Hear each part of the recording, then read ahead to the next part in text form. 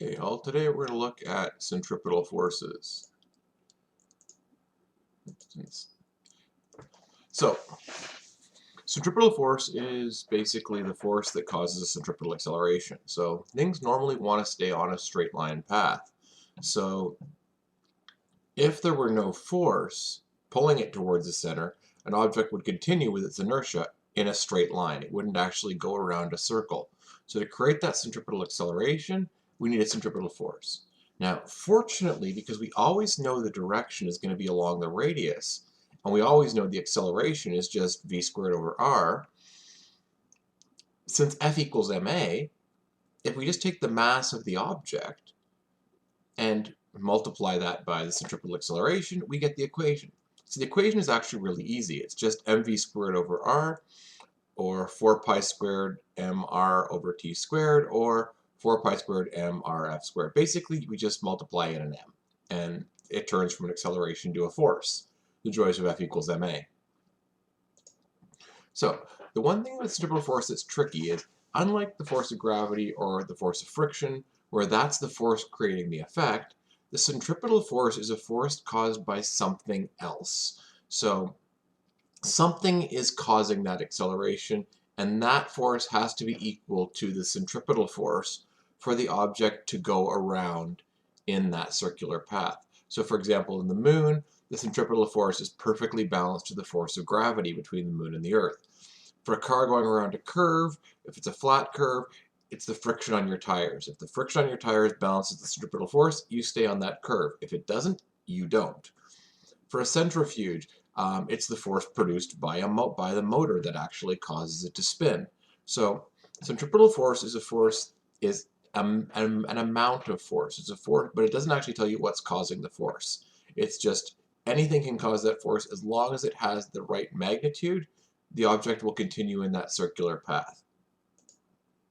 So, for example, let's say you've got a car 1,000 kilograms entering a curve at 20 meters per second. The curve is a radius of 80 meters. What force must be provided by the tires to keep the car from skidding? And what coefficient of friction do you need? So you got a car going around a curve. The force you need to keep it going is mv squared over r. There should be a squared there, it vanished. So you get a force of 5,000 newtons. If the force is 5,000 newtons, then you say, well, the force is caused by friction, so I need a frictional force of 5,000 newtons. The normal force in the car, because it's flat, is going to be the force of gravity. What coefficient of friction do I need? Well, I need 0.51. So that means that car could go around it as long as the coefficient of friction is bigger than 0.51. That car will stay on the curve. If the coefficient of friction due to it being wet or due to it being icy is less than that, it's not possible for the car to actually make that turn. We can also use it to figure out maximum speed. So if I tell you, so let's say, well, what if it's on ice? If it's 0.05? So black ice has a coefficient of friction of 0.05. So we find the friction. Again, it's flat, so Fg will be Fn. We find that we get a force friction of 740 newtons. So you put the force of friction of 740 newtons in for the centripetal force, solve for V. By the way, this is one you might want on your equation sheet, just so you don't have to solve for V every time. So V equals the square root of Fc times R divided by M. Plug it in, and you actually find an interesting value.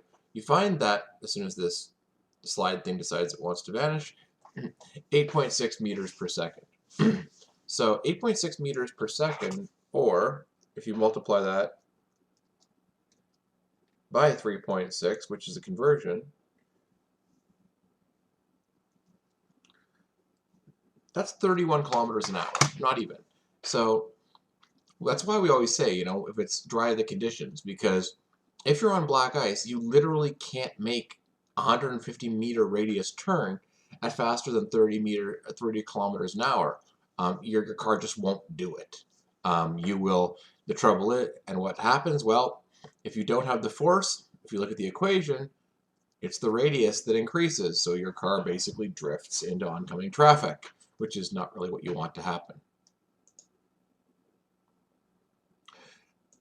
So that's the maximum velocity. By the way, the centripetal force is always towards the center, linearly towards, along the radius towards the center of the circle. Okay, the way we get around that on some tracks is we incline it. In fact, there's a really cool track here. I got a chance. It's just outside Montreal at the Canadian Vehicle Test Facility that is absolutely calibrated that if you're 80 kilometers an hour, you will continue around that circular track without ever having to touch the steering wheel. It's really, really cool. For these, by the way, we're also going to omit friction because, yes, there would also be the friction of the tires keeping you, but again, it gets really complex really fast, and I don't want you to have one question that literally takes, 3 hours to do. So when we look at slopes, we'll omit friction. If we look at friction, we're assuming it's flat for these questions.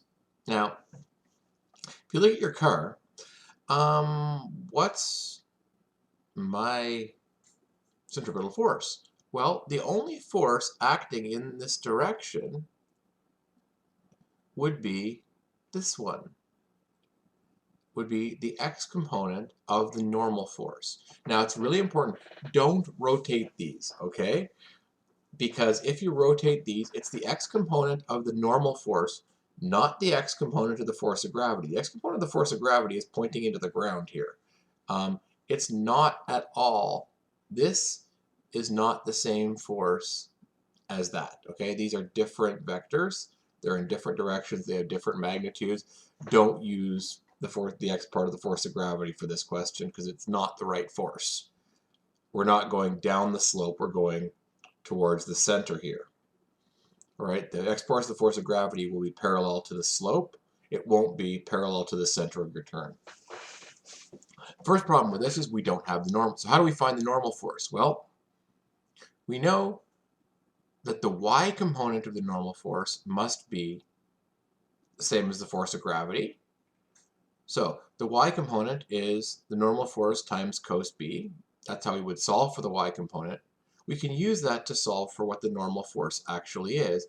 Remember, cos b is just a number. It's not special just because it's a cosine. So I can divide both sides by cos b and solve for the normal force and find that it's 1.0 times 10 to the 4th newtons.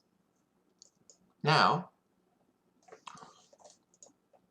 since I know the centripetal force, I can find the horizontal part of it, and I can find that it's Fn sine b, and that must be my centripetal force, is the x component of the normal force. You plug that into the centripetal force equation, and you solve for 17 meters per second. By the way, there is a faster way to do this if you're good with trig, because if you know this component, you could find this component from it using tangent, so you actually can skip this step.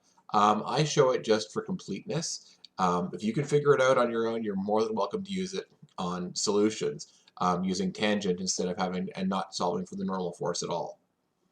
Just remember, it's the x component of the normal force is the centripetal, and you'll be fine on these questions. All right, good luck.